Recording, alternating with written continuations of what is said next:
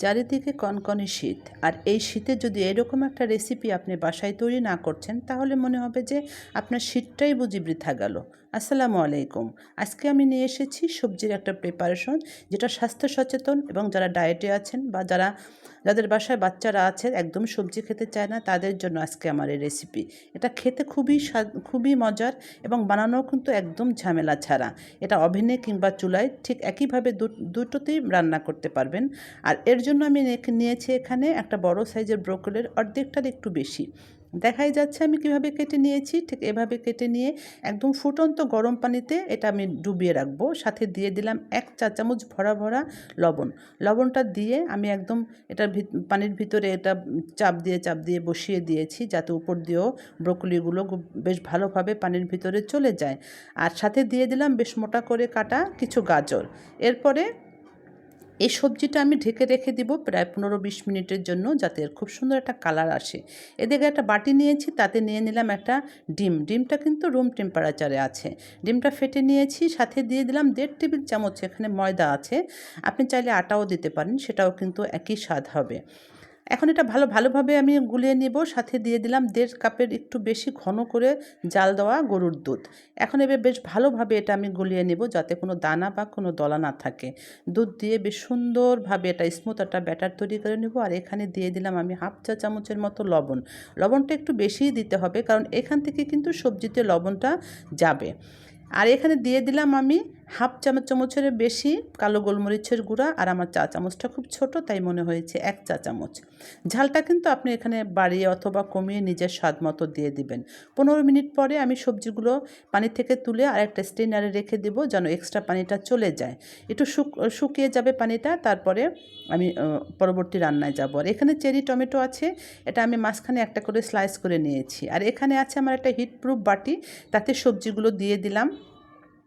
বেশ ভালোভাবে বসিয়ে দিতে হবে। এই যে ডাঁটাগুলো নিচের দিকে থাকে আর উপর দিকে ফুলগুলো থাকে, তাহলে ডাঁটাগুলো খুব সুন্দরভাবে সেদ্ধ হবে। এমনিতেও সেদ্ধ হবে, কারণ 40-45 মিনিট আমার রান্না করতে সময় লেগেছে। এক্ষেত্রে কিন্তু সেদ্ধ না হওয়ার কোনো সুযোগ নেই। আর এখানে আছে ছোট ছোট আলু, এটা আমি হলুদ আর লবণ দিয়ে হালকা করে ভাপিয়ে নিয়েছি, যাতে খুব সুন্দর একটা কালার আসে। আলুগুলো একটু ভেজেও নেওয়া যায়, সেটাও কিন্তু খুব সুন্দর একটা কালার আসে।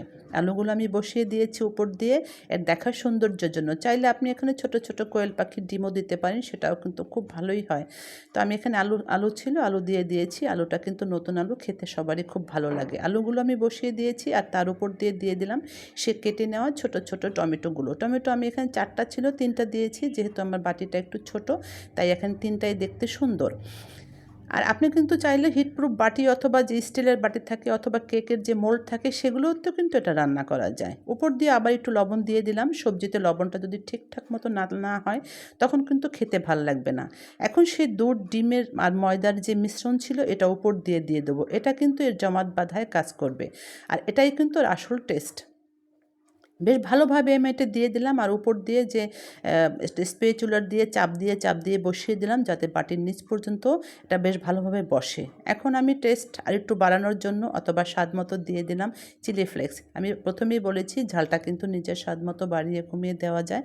আর এখানে অরিগানো দিয়ে দিলাম আমি 1 চা চামচের মতো। অরিগানো কিন্তু খুব ভালো একটা ফ্লেভার আসবে। অরিগানো না থাকলে সেখানে স্কিপ করাই যায়। আর সবার শেষে দিয়ে দিলাম উপর দিয়ে মোজারেলা চিজ। মোজারেলা চিজও একই কথা বলবো, দিলে এর টেস্ট আর কালার দুটোই সুন্দর আসে। আর যদি না থাকে সেক্ষেত্রে না দিলেও কোনো সমস্যা নেই। সবসময় সবার কাছে সব কিছু থাকে না, যদি না থাকে আপনি এমনিতেও এটা বানিয়ে নিতে পারেন, সেটাও কিন্তু টেস্ট খারাপ আসবে না। তো আমি যেহেতু মোজারেলা চিজ আমার কাছে ছিল, আমি একদম পর্যাপ্ত পরিমাণে চিজ দিয়ে একদম কভার করে দিয়ে দিলাম। তারপরে এটা আমি ওভেন কিন্তু ওদিকে আমার 180 ডিগ্রি থেকে 200 ডিগ্রি সেলসিয়াসে আমি 10 মিনিট প্রিহিট করে নিয়েছি। তারপরে আমি এটা দিয়ে দিলাম রান্নার জন্য। আর এটা রান্না হওয়াতে আমার সময় লেগেছে 45 মিনিট। চুলায়ও আপনার একইভাবে কিন্তু একই সময় লাগবে, মিডিয়াম টু লো হিটে রান্না করলে 35-40 মিনিটের মতো সময় লাগবে। তারপরে হালকা একটু ঠান্ডা হওয়ার পর আমি এটা কেটে নিয়েছি। আর এটা কিন্তু খেতে খুবই দুর্দান্ত হয়েছে। বাসায় অবশ্যই একবার ট্রাই করবেন। আর ভালো লাগলে আমার চ্যানেলটি সাবস্ক্রাইব করে দিবেন, আর পাশে থাকা বেল বাটনটিও প্রেস করে রাখবেন। তারপরে আমি এটা কেটে নিচ্ছি। কেটে নেওয়ার পরে এটা খেতে খুবই মজা হয়েছে, দেখতেও খুবই লোভনীয় হয়েছে। আর বাচ্চারা তো সবজি খেতে চায় না, সেক্ষেত্রে ওদের জন্য এইরকম একটা সবজির প্রিপারেশন কিন্তু আপনি দিতেই পারেন।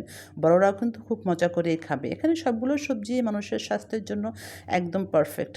আর এই শীতে সবজির যে সমারোহ, সেটা কিন্তু আমরা সবজির বেশ কিছু প্রিপারেশন যদি বাসায় না করি, সেক্ষেত্রে কিন্তু ওরা মিস করবে।